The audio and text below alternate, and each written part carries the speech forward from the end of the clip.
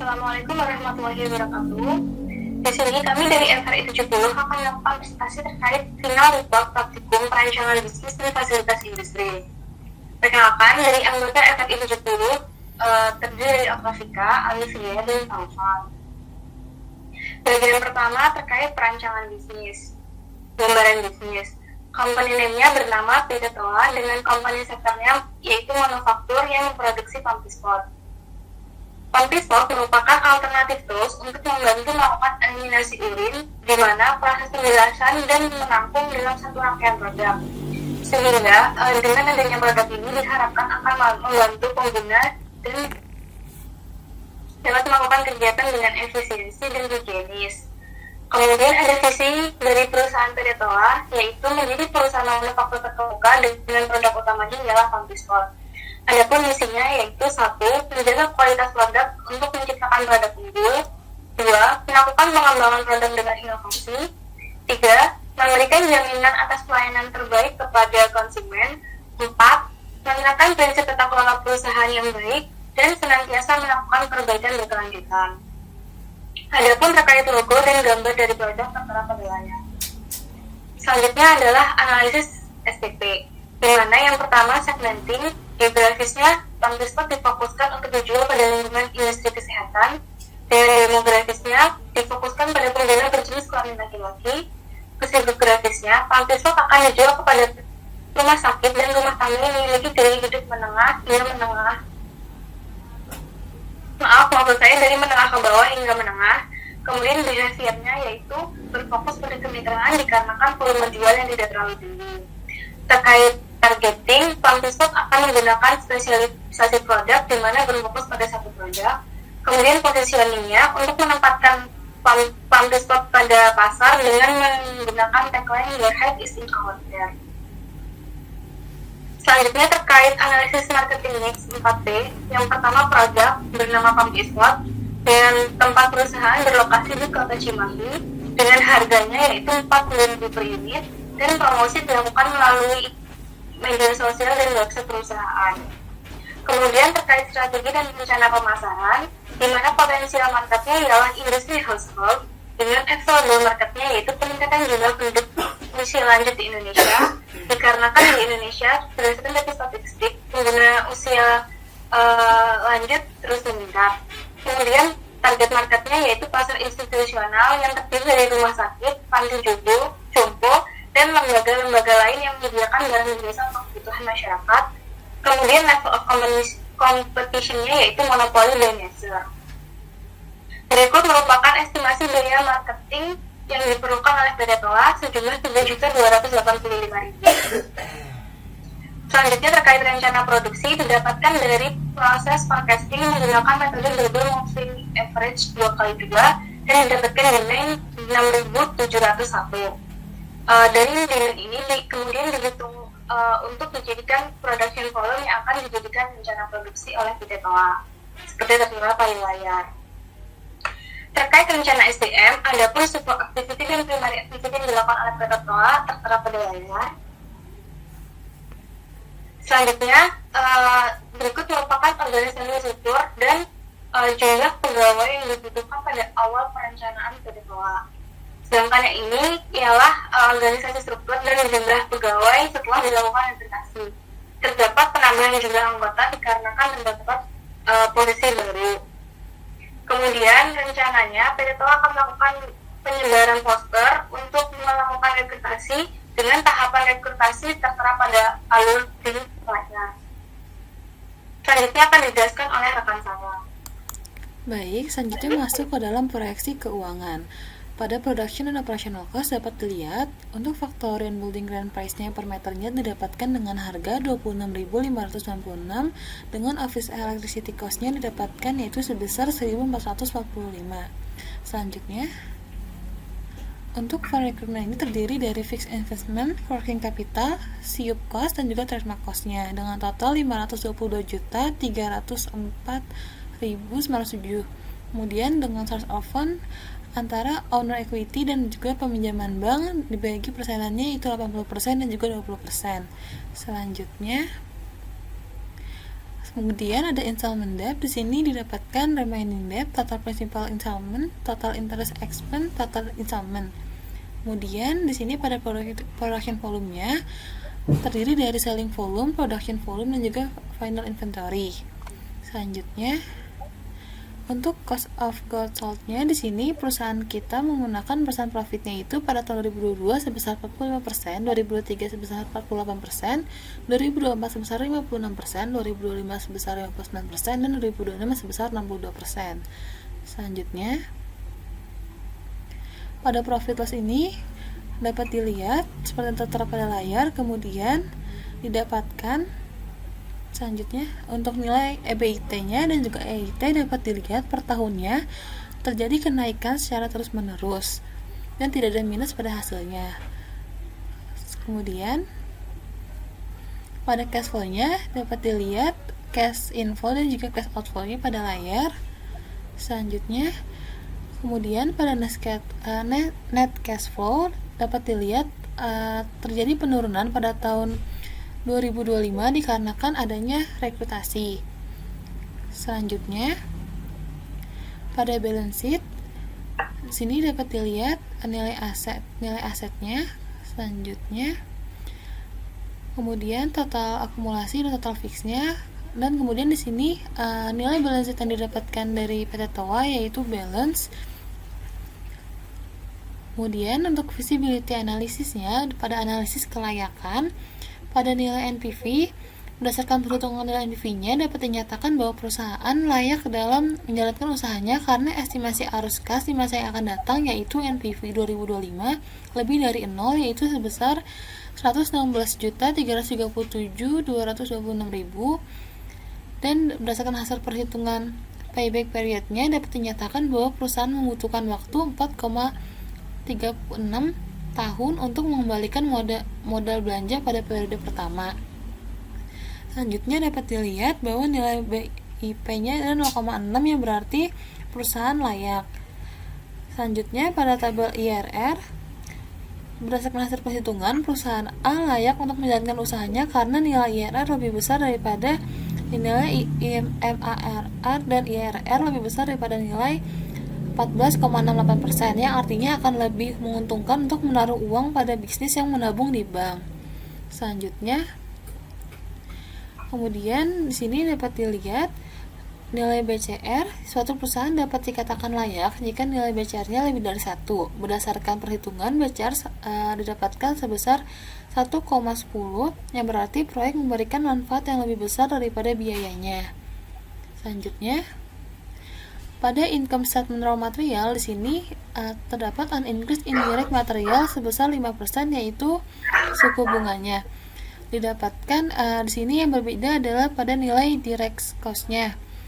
Kemudian didapatkan nilai EBIT dan juga nilai IAIT-nya yaitu terdapat kenaikan secara terus-menerus per tahunnya. Selanjutnya, untuk indirect material dengan suku bunga 6% di sini juga berpengaruh pada direct material cost-nya dan didapatkan hasilnya yaitu nilai EBIT dan juga IIT-nya naik setiap tahunnya.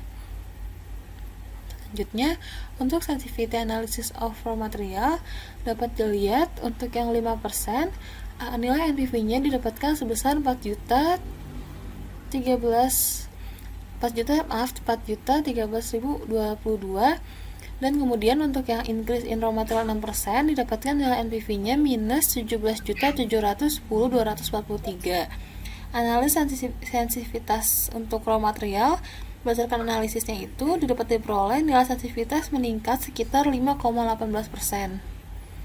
Kemudian pada income statement selling price-nya di sini a decrease in selling product price-nya ada dengan suku bunga 1%, yaitu ngaruh pada selling cost per produknya. Kemudian selanjutnya di sini didapatkan nilai EBIT dan juga EIT-nya dapat dilihat terjadi kenaikan di setiap tahunnya untuk suku bunga 1%. Selanjutnya untuk decrease in selling product price pada suku bunga 3%, di sini juga berpengaruh pada selling cost per produknya yang membedakannya antara 1% dengan 3%. Dan selanjutnya didapatkan nilai EBIT dan juga IAIT-nya terjadi kenaikan secara terus-menerus per tahunnya. Selanjutnya, Pada selling price sensitivity, sini didapatkan untuk aggregate in selling product price 1% didapatkan nilai NPV sebesar 46.491.297, sedangkan untuk yang 3% didapatkan nilai NPV-nya sebesar minus 8.193.648, dan berdasarkan analisa sensitivitasnya didapatkan penurunan sebesar 2,70%. Selanjutnya bagian kedua, fasilitas industri. Pada slide ini didapatkan jarak antar supplier dengan kandidat lokasi. Untuk alternatifnya, PT TOA A berada di Kota Bandung, PT TOA B berada di Kabupaten Bandung, dan PT TOA C berada di Kota Cimahi dengan run price yang tertera pada layar. Selanjutnya, di sini didapatkan jarak antara supplier dengan kandidat lokasi, yaitu antara supplier dengan PT TOA A, PT TOA B maupun PT TOA C. Dan didapatkan jaraknya seperti pada tabel yang di samping. Kemudian selanjutnya, pemilihan lokasi dengan faktor ratingnya itu berdasarkan perhitungannya seperti tertera pada di layar dengan tabel yang sudah dinormalisasi. Selanjutnya dapat dilihat. Next. Di sini berdasarkan perhitungan dilakukan menggunakan kuantitatif dan kualitatif faktor, didapatkan pilihan alternatif yaitu jatuh pada kota 3, yaitu kota Cimahi, dengan perhitungan hasil nilainya yaitu sebesar 80,25. Alasan terpilih kota Cimahi yaitu dibandingkan dua alternatif yang lainnya karena hasil perhitungan dilakukan dengan mempertimbangkan faktor kualitatif seperti akses transportasi, potensi bencana, potensi pasar, dan kualitas SDM-nya, dan faktor kuantitatifnya seperti biaya UMK, biaya lahan, dan jarak pemasok. Selain itu, perhitungan juga dilakukan dengan mempertimbangkan bobot nilai menggunakan AHP. Selanjutnya kita masuk ke dalam slide routing sheet. Diketahui bahwa demand yaitu 6.701 unit per tahun, dengan working days per tahunnya itu 240 hari, dengan working hour-nya itu 8 jam, dan working day per minggunya itu 5 hari. Routing sheet ini dilakukan untuk menunjukkan kebutuhan material, kapasitas mesin efisiensi, dan penunjang lain untuk membuat suatu produk. Berdasarkan pada perhitungan yang telah dilakukan, diketahui bahwa terdapat 10 operasi dengan total aktual mesin required sesuai dengan keadaan yang ada dalam membuat produk pumpy spot sebesar 13 unit. Tingkat efisiensi yang dimiliki dalam rentang 99% sampai 100%, dan tingkat potensi defeknya dalam rentang 0% sampai 1%. Selanjutnya akan dijelaskan oleh teman saya.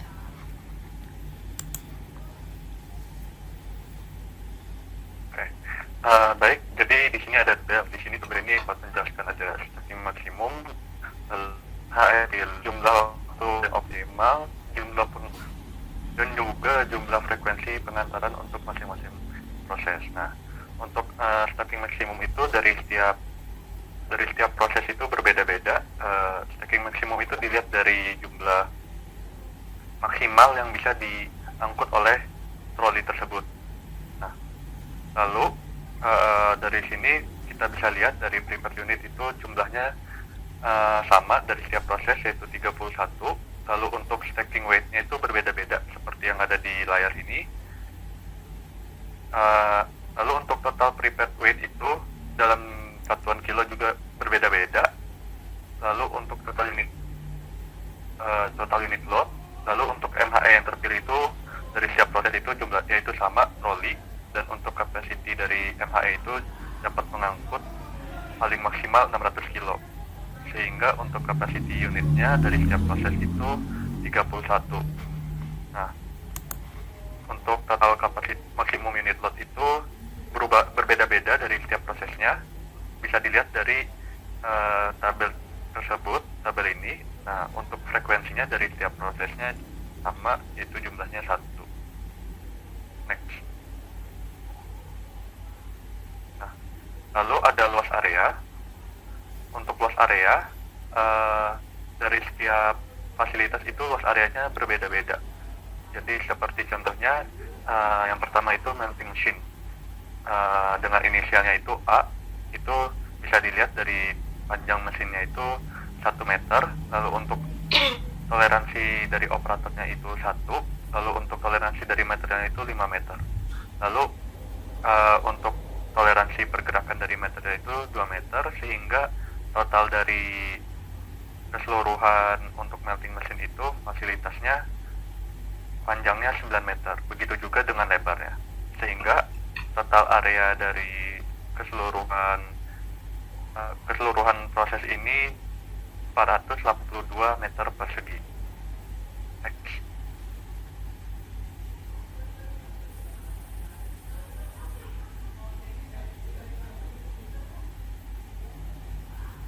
Lalu di sini ada material handling cost. Nah, jadi di sini material handling cost itu kita bisa melihat harga-harga dari setiap prosesnya. Jadi sebelah kiri itu ada from to atau proses dari mana, misalnya seperti proses dari REC ke GBBU selang air.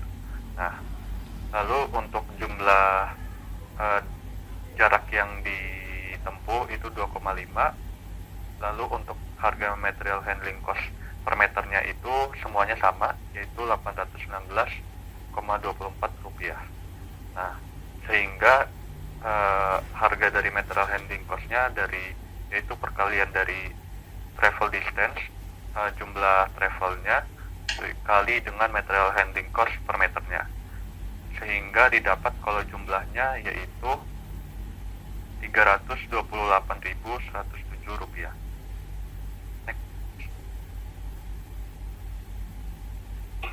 Nah, di sini ada form to chart. Form to chart itu diambil dari material handling cost sebelumnya. Jadi kita bisa lihat dari proses diambil dari proses mana ke proses apa, seperti REC ke GBBU itu total itu harganya 12.289.000. Lalu ke REC ke GBBP Rp4.915. Nah, sehingga total cost dari proses REC itu Rp17.204. Sehingga kalau dijumlahkan dari seluruhnya, harga total costnya dari FTC ini Rp328.107. Nah, di sini ada initial layout setelah ARC. Nah, initial layout setelah ARC itu selain dari layout di dalam pabrik juga ada juga layout fasilitas di luar pabrik, seperti R itu inisial dari parkir, Q itu inisial dari toilet, P itu untuk inisial dari musola, T itu inisial dari kantor, S itu kantin. Sehingga yang lainnya itu adalah dari inisial layout di dalam pabrik tersebut. Bisa dilihat dari ini panjang dan lebarnya seperti yang ada di slideshow ini. Next. Nah, di sini ada final layoutnya. Dari final layout yang sudah ditampilkan, kita bisa lihat di depan itu sudah ada parkiran dari pabrik kita. Lalu ini sudah mulai masuk ke dalam pabriknya.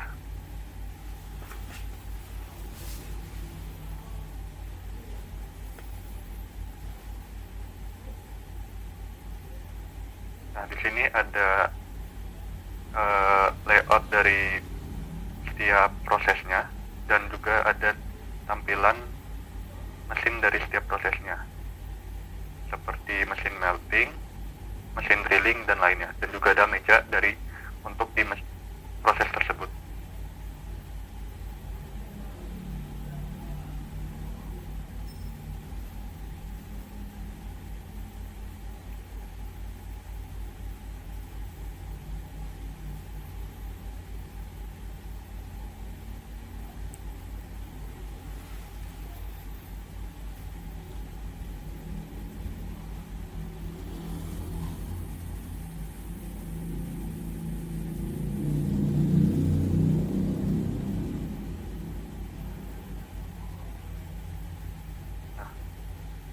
Lalu di sini sebelah kanan itu ada kantornya. Lalu ini ada masjid atau musola. Nah, di depan musola ini ada toilet.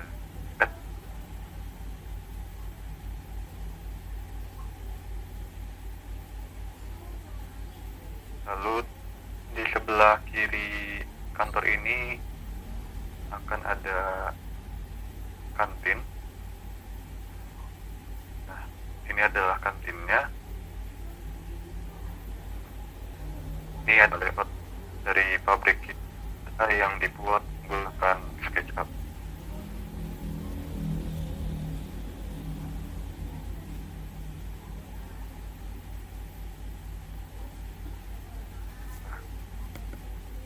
Terima kasih, mungkin sekian dari FRI kita. Mohon maaf apabila ada kesalahan. Wassalamualaikum warahmatullahi wabarakatuh. Assalamualaikum warahmatullahi wabarakatuh.